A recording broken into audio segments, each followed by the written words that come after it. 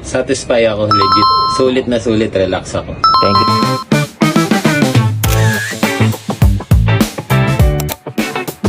So ngayon guys, meron na naman tayong client, refer ni Kuya Bulls. Shoutout kay Kuya Bulls, thank you po sa pag-refer sa atin. Thank you sa tiwala, boss. Salamat. Bali sir, si Kuya Bulls ang nag-ano sa inyo? Oo, Yan, komportable naman sir. Oo. Sarap nga pala dito, sir. Sige sir.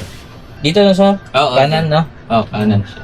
Pwede kasing ano to eh. Stiff na siya, matigas na siya, tapos na-trigger po yung muscle. Ganun po kasi yung muscle eh. Matigas siya, hindi mo pa siya mapifeel na masakit. Kunwari, sa basketball, tumalon kayo, tapos tong area na to, bumagsak kayo, di ba? Dito lang nabigay yung weight nyo para na-trigger na yung tightness ng muscle mo.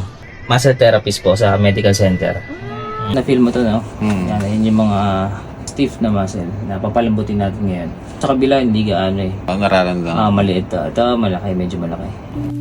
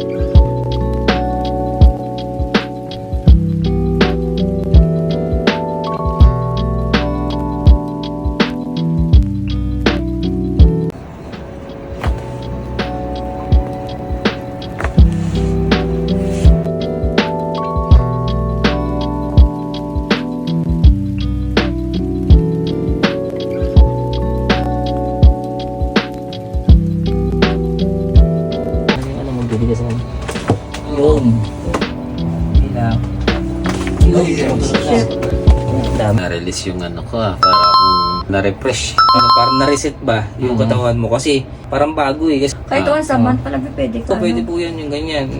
Normally, bumabalik yung ano natin sir, tightness ng muscle, 4 to 5 days, mga ganyan. Depende sa activity nga ginagawa natin. Ayun, di siya agad-agad babalik. So, sir, avoid yung ano, pagka matagal ka na nakaslouch, yung stretch mo rin yung spine mo sir, no? Kumusta sir, yung treatment? Magaling ka pala, sir. Page para pwede kayo mag-follow or Legit to. Sir, ano masasabi mo kay ano sir, kay Kuya Bulls? Salamat sa repair mo, Brad. Sulit na sulit, relax ako. Ayos. Satisfy ako, legit. Okay pala sir, na? Legit pala to. Thank you sir, salamat sir ah. Okay. Thank you po.